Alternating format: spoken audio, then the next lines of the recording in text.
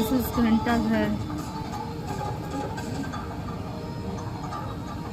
बहुत ही प्यारा है ये। अवध पहली के बार देखा नवाब मैंने। शान की कहानी शुरू होती है 1708 में, जब ईरान के निशापुर शहर के रहने वाले मीर मोहम्मद अमीन अपनी किस्मत का सितारा खोजते हुए दिल्ली के दरबार में आए। कुछ अरसे से है ये यहाँ, बहुत ही काबिल घुड़सवार। हम लेकर आए हैं। जी हुजूर। उन्हें दरबार में पेश किया जाए। जी हुजूर। हम आपको सादत खान बुरहान उल मुल्क के खिताब से नवाज कर आगरा का गवर्नर बना रहे हैं। ज़्यादा नवाजी के लिए शुक्रिया हुजूर, बंदा आपका खातिन है। हमें आपसे बहुत उम्मीदें हैं। हुजूर, सादत खान बुरहान उल मुल्क ने सैयद भाइयों को हरा दिया। बुरहान उल मुल्क ने आज हिंदुस्तान के बादशाह का दिल जीत लिया। उन्हें अवध की सूबेदारी से नवाजा जाए। लखनऊ में उस समय शेखजादों का बस चलता था, मगर बुरहान उल मुल्क हार मानने वालों में से न थे। उन्होंने शेखजादों को अपनी तरफ कर लिया और कुछ इस तरह वो अवध के पहले नवाब बने। कहते हैं कि उनके कहने पर नादिर शाह ने पहले काबुल और फिर दिल्ली की ओर रुख किया, और उसके बाद के कत्ले आम से और नादिर शाह के बुरे बर्ताव से बुरहान उल मुल्क ने पश्चिमा होकर खुदकुशी कर ली। हुजूर, हुजूर, बुरहान उल मुल्क नहीं रहे। अल्लाह उन्हें जन्नत अता करे। हम उनके भतीजे और वारिस हैं। बहुत बेहतर जनाब। हम उनकी अधूरी आरज़ू पूरी करेंगे। अवध को उसके आला मुकाम तक हम पहुंचाएंगे। नए नवाब ने मुगल शासकों के लिए खूब जंगें लड़ी और जीती। तारीख उन्हें सफदर जंग के नाम से जानती है। वैसे शुरुआती नवाब वजीर अवध से ज्यादा दिल्ली के दरबार के मसले सुलझाने में मशगूल रहते थे। मुगल सल्तनत के लिए आपने जो कुछ भी किया है, उसके लिए हम आपको मीर आतिश बनाते हैं। नवाजिश। जंग हमें समझ नहीं आती, पर जनाब सफदर जंग को बहुत रास आती थी। उनके बेटे शुजाउद्दौला ने वालिद की मौत पर दिल्ली में एक आलीशान मकबरा बनाया, जो दिल्ली की सबसे हसीन ऐतिहासिक इमारतों में शुमार है। शुजाउद्दौला भी हुकूमत के दायरे को बड़ा करने के लिए जंग फतह करने में लगे रहे।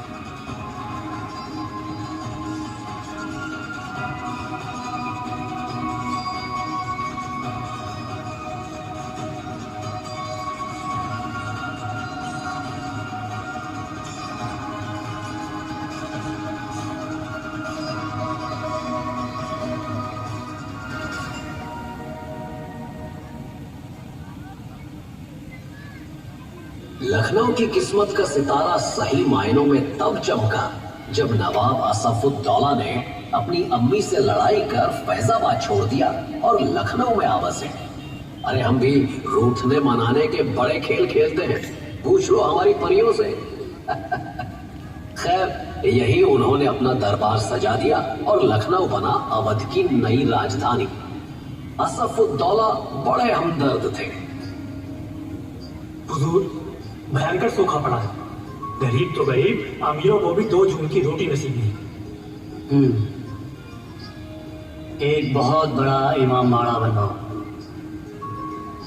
पूरी आवाम को इस मुकद्दस काम में जुटा दो। जी हुजूर। और हाँ, जो दिन में बनाते हो उसे रात में तोड़वा देना, कि जब तक ये सूखा खत्म नहीं हो जाता हमारी रियाया के पास रोजी का जरिया रहे। बेहतरीन ख्याल।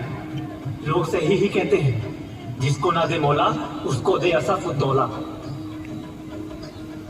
नवाब साहब को इमारतें खड़ी करने का बहुत शौक था।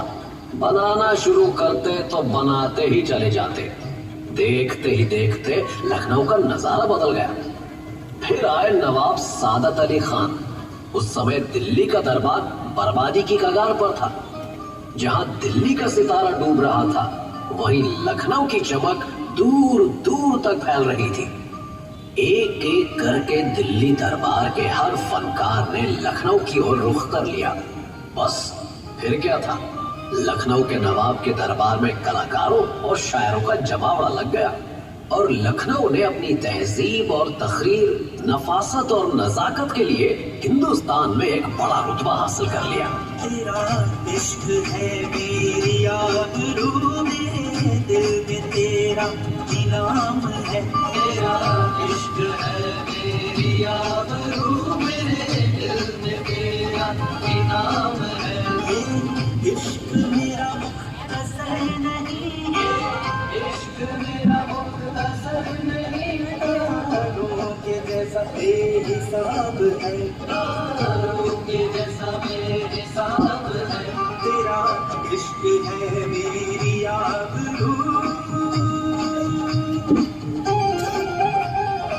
ये है लखनऊ का इतिहास।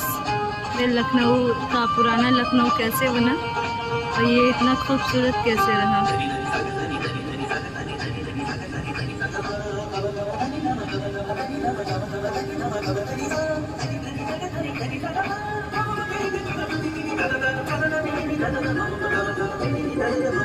तेरा इश्क है मेरी आबरू।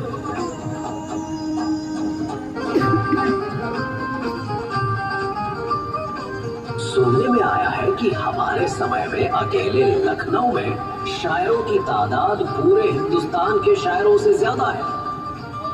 मसनवी के हम इतने कायल थे कि खुद ही मसनवी लिखने लगे और अपना पूरा इश्कनामा बयां कर डाला। हमसे पहले भी नवाब असफुद्दौला, नवाब वजीर अली और सादत अली खान भी शायरी के शौकीन थे। 7वें नवाब अवध के सबसे पहले बादशाह गाजीउद्दीन हैदर तो मर्सिया मनकबत दोनों ही लिखा करते थे। ताजपोशी होने से पहले ही हमने दो लंबी रूमानी मसनवियां दरियाए तारशुक और बहार इश्क लिख डाली। हमारा तखल्लुस है अख्तर यानी सितारा।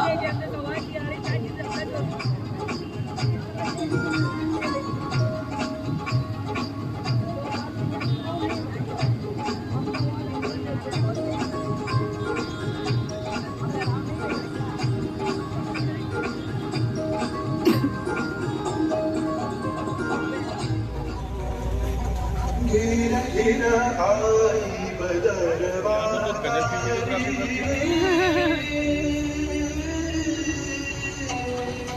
गिरा गिरा आई बदरवारी, गिरा गिरा गिरा आई बदरवारी किया।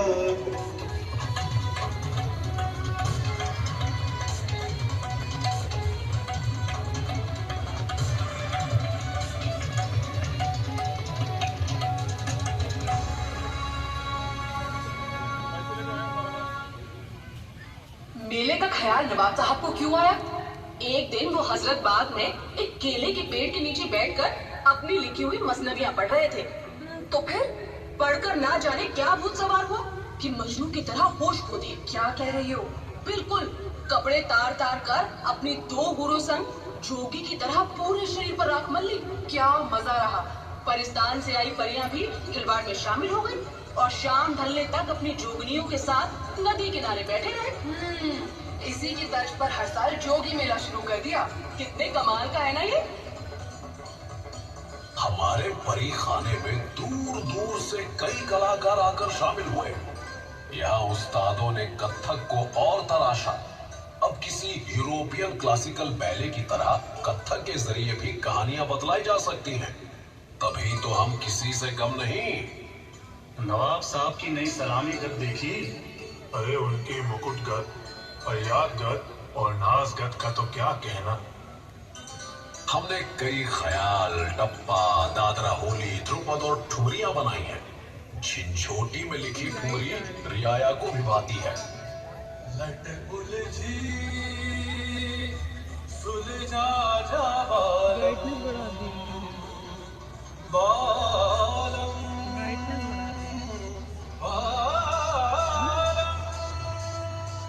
उलझी सुलझा जा बालम, लट उलझी सुलझा जा बालम, लट उलझी सुलझा रे बालम, लट उलझी सुलझा जा बालम, लट उलझी सुलझा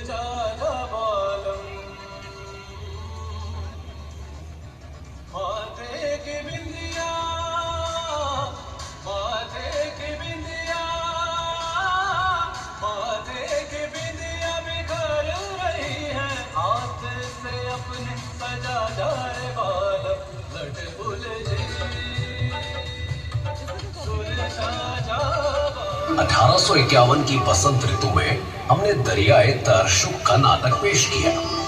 दौलत खाने को परिस्तान में तब्दील कर दो, साथ ही कैनवस के इस्तेमाल से कई नकली इमारतें बनाओ, पूरा शहर हमारा रंगमंच होगा। अरे ओ चुट्टन मियाँ, सुना है नवाब साहब के दरियाए तारशुक कुल 14 हिस्सों में पेश किया जा रहा है। आप क्या गजब बोल रहे हो मियाँ? और इसकी कड़ियों में एक या एक से ज्यादा दिनों का अंतर है। पूरा करने में कम से कम 1 महीना और 10 दिन का समय तो लगना ही है। और मियाँ कहानी क्या है? मियाँ, गजाला और महरू की मोहब्बत हुई दुश्वार। सुना है इस दास्तां में राजा, रानी, दरबारी, ज्योतिष पंडित, सूफी, परियां, पिशाच जैसे कई किरदार हैं। हमने तो सुना है कुछ दरबारी भी है इसमें। ये कहना मुश्किल है कि कौन नाटक का हिस्सा है और कौन सा किरदार असल जिंदगी से लिया गया है।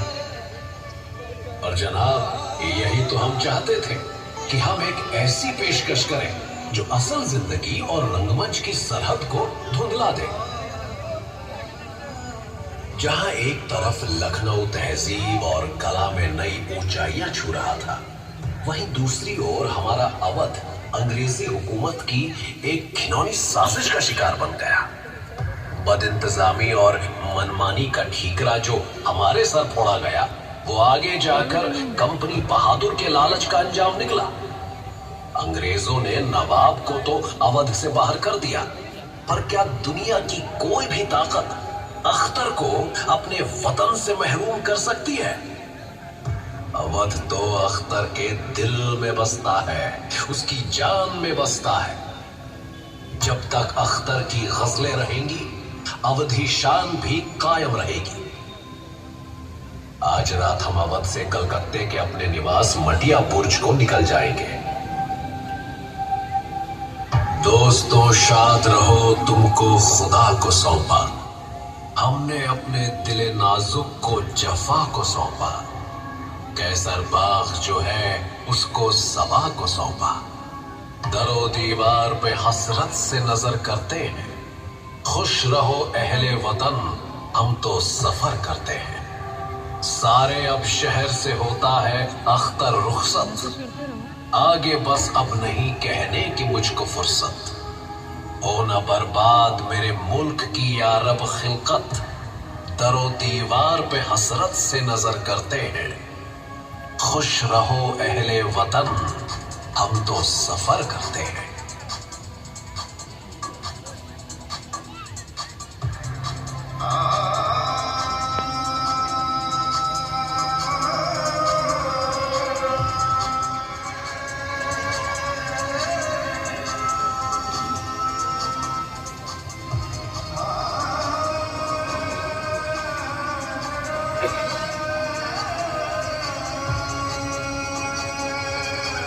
दोस्तों, ये है अवध शाम। आज का जो यहाँ प्रोग्राम है वो अवध के नाम से है, और ये लखनऊ का जो भी इतिहास है उसको पूरा का पूरा स्टार्टिंग से एंड तक बताया हुआ है इसमें।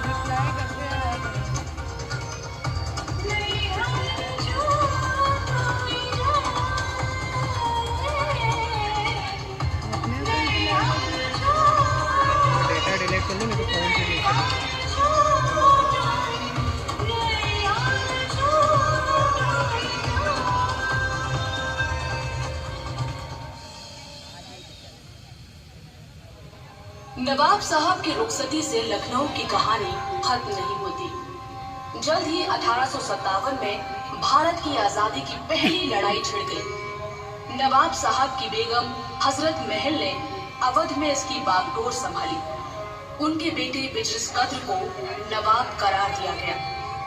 लड़ाई के दौरान जाबाजों ने कई इलाकों पर कब्जा कर लिया। रेजिडेंसी की दीवारों पर उनके बुलंद ख्याल आज भी दिखते हैं। फिर आजादी की लड़ाई में खिलाफत आंदोलन लखनऊ में जोर शोर से उठा और ब्रिटिश शासन के खिलाफ एकजुट विपक्ष पैदा किया। लखनऊ में आजादी के संघर्ष के कई निर्णायक पल गुजरे। महात्मा गांधी, जवाहरलाल नेहरू और मोहम्मद अली जिन्ना 1916 के कांग्रेस अधिवेशन के दौरान पहली बार एक साथ आए।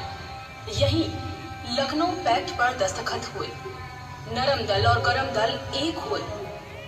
राम प्रसाद बिस्मिल और साथी क्रांतिकारियों का काकोरी कांड और फिर मुकदमा भी लखनऊ में ही सरंजाम हुआ। आजादी की लड़ाई और उसके बाद उत्तर प्रदेश की राजधानी बने लखनऊ ने कई मकाम हासिल किए हैं। लखनऊ की गोमती नदी ऐसी हर घटना की गवाह रही है और आज भी उसकी ठंडी बयारों में घुली मिली है इतिहास की खुशबू। यहाँ क्या कुछ नहीं है जनाब। लजीज मुंह में घुलते कबाब, महीन बेहतरीन चिकनकारी, रसीले मलिहा बादियाम, पुराने लखनऊ शहर की शान, हजरतगंज बाजार की धनक, शाम अवध की चमक और जाने कितना कुछ लखनऊ पर चार चांद लगा रहा है। इतिहास और भविष्य कंधे से कंधा मिलाकर चल रहे हैं यहाँ। लखनऊ की गलियां और बाजार, यहाँ का कल और आज, यहाँ की नूरानी सुबह और खुशगवार शाम आपका इंतजार करेगी। फिर आइएगा जरूर।